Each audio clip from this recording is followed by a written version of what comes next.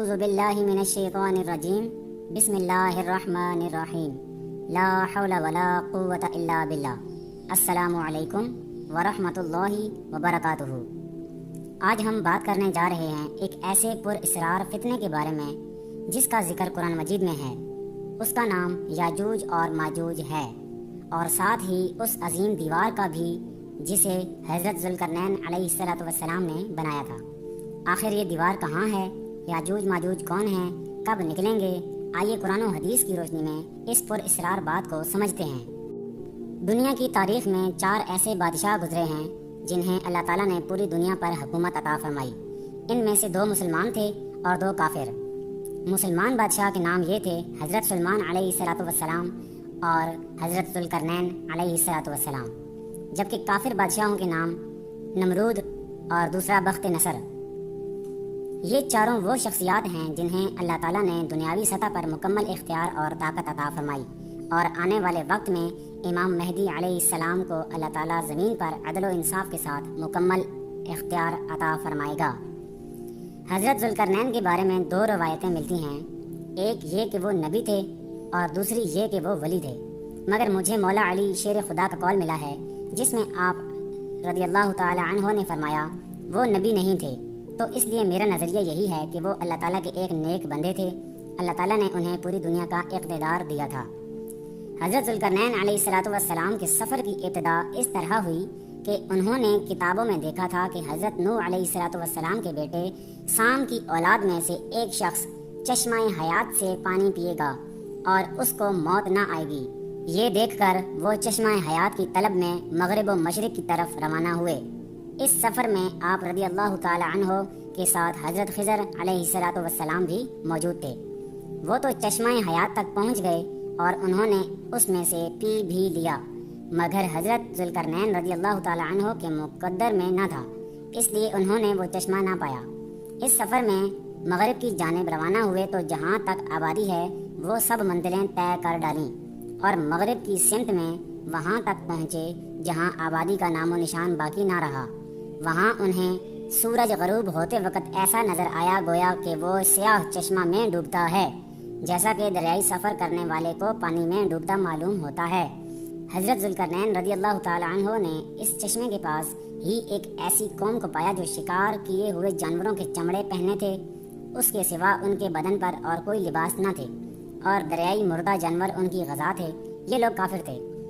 وہ قوم اس جگہ پر تھی جہاں ان کے اور سورج کے درمیان کوئی چیز، پہاڑ، درخت وغیرہ حائل نہ تھی، اور نہ وہاں زمین کی نرمی کی وجہ سے کوئی عمارت قائم ہو سکتی تھی، اور وہاں کے لوگوں کا یہ حال تھا کہ طلوع آفتاب کے وقت زمین کے اندر بنائے ہوئے تہخانوں میں گھس جاتے تھے اور زوال کے بعد نکل کر اپنا کام کاج کرتے تھے۔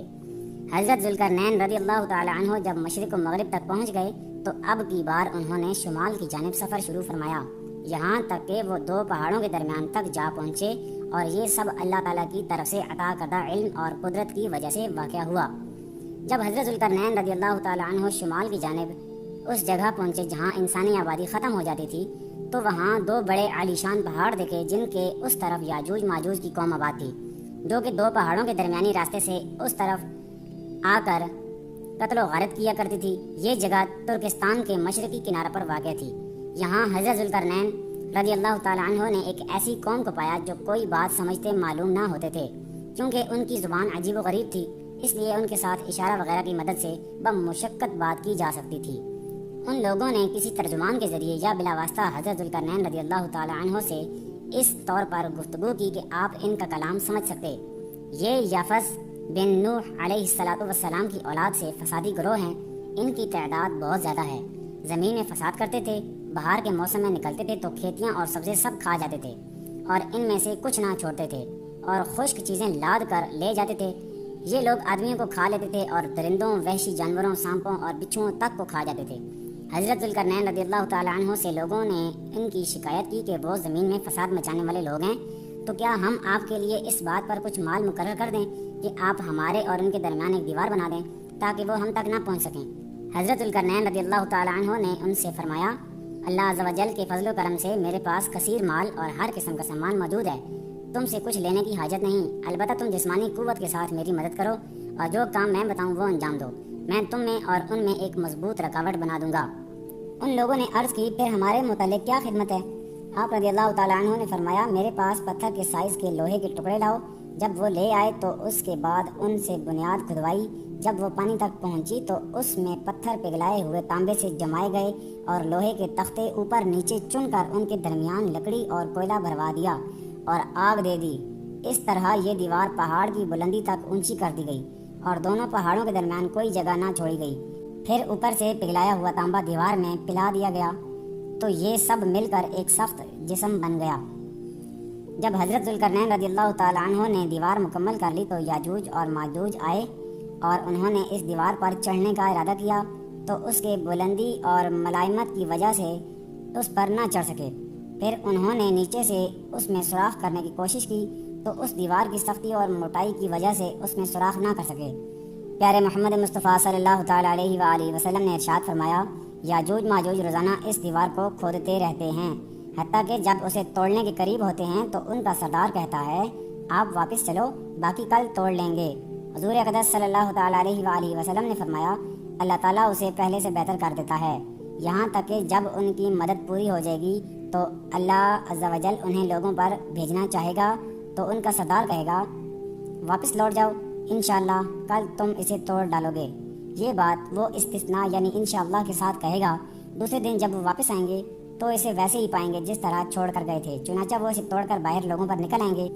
بعد قتل دجال حضرت عیسیٰ علیہ السلام کو حکم الہی ہوگا کہ مسلمانوں کو کوہ طور پر لے جاؤ، اس لیے کہ کچھ ایسے لوگ ظاہر کیے جائیں گے جن سے لڑنے کی کسی کو طاقت نہیں۔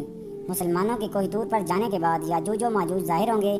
یہ اس قدر کثیر ہوں گے کہ ان کی پہلی جماعت بحیرہ طبریہ پر جس کا طول 10 میل ہوگا جب گزرے گی تو اس کا پانی پی کر اس طرح سکا دے گی کہ دوسری جماعت بعد والی جب آئے گی تو حیرت سے کہے گی کہ یہاں کبھی پانی بھی تھا۔